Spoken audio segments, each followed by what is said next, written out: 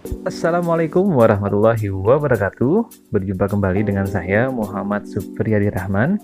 Pada kesempatan kali ini kita akan membahas mengenai etika publik dan tentu saja melalui mind map.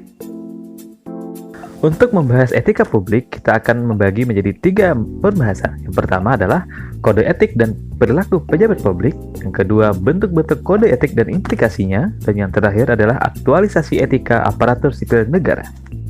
Yang pertama, kode etik dan perilaku pejabat publik. Pengertian etika. Etika adalah refleksi atas baik atau buruk, benar atau salah yang harus dilakukan, atau bagaimana melakukan sesuatu yang baik atau benar. Sedangkan pengertian kode etik adalah peraturan yang mengatur tingkah laku dalam suatu kelompok khusus, sudut pandangnya dalam suatu kelompok khusus, sudut pandangnya hanya ditujukan pada hal-hal prinsip dan dalam bentuk ketentuan-ketentuan tertulis. Untuk kode etik ASN ada 12 poin yang bisa dilihat pada Undang-Undang Nomor 5 Tahun 2014. Dan nilai-nilai dasar etika publik ada 15 poin di dalam undang-undang yang sama. Definisi dan lingkup etika publik. Etika publik adalah refleksi tentang standar atau norma yang menentukan baik atau buruk, benar atau salah perilaku, tindakan, dan keputusan untuk mengarahkan kebijakan publik dalam rangka menjalankan tanggung jawab pelayanan publik. Lingkup etika publik meliputi pelayanan publik yang berkualitas, sisi dimensi reflektif sebagai penimbang dan alat evaluasi, dan yang ketiga, modalitas etika yang menjembatani antara norma, moral, dan tindakan faktual.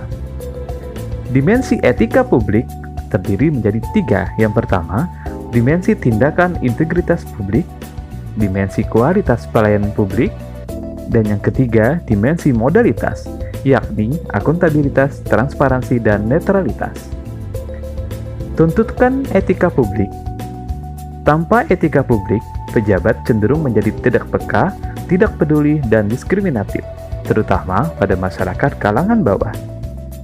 Etika publik merupakan refleksi kritis yang mengarahkan bagaimana nilai-nilai kejujuran, solidaritas, keadilan, kesetaraan, dan lain-lain yang dipraktekkan dalam wujud keprihatinan dan kepedulian terhadap kesejahteraan masyarakat atau kebaikan orang lain.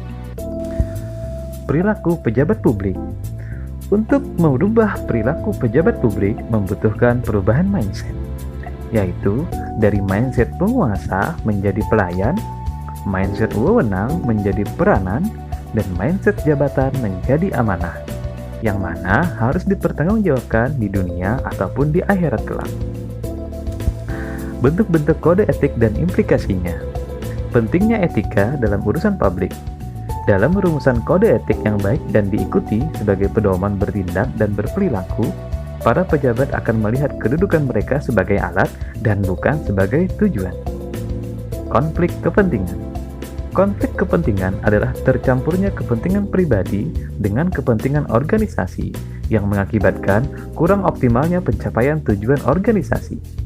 Konflik kepentingan ini akan mengakibatkan penyalahgunaan kekuasaan, pengerahan sumber daya publik yang kurang optimal, dan terabaikannya peningkatan kesejahteraan rakyat.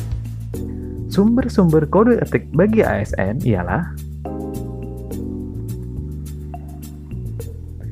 implikasi kode etik dalam pelayanan publik. Kode etik mencoba merumuskan nilai-nilai etis luhur ke dalam bidang tertentu, dalam hal ini pada tugas-tugas pelayanan publik. Tentu saja kode etik sekadar merupakan pedoman bertindak yang sifatnya eksplisit. Mengenai pelaksanaannya dalam perilaku nyata, tergantung kepada niat baik dan sentuhan moral yang ada dalam diri para pegawai atau pejabat sendiri.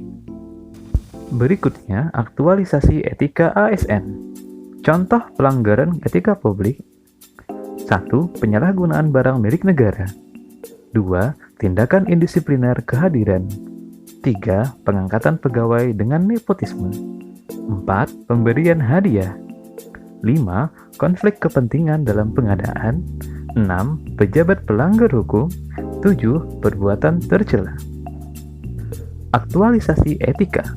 Dalam setiap aktivitas seseorang, baik sebagai aparatur sipil negara maupun sebagai anggota masyarakat, selalu melekat di dalamnya nilai-nilai etika.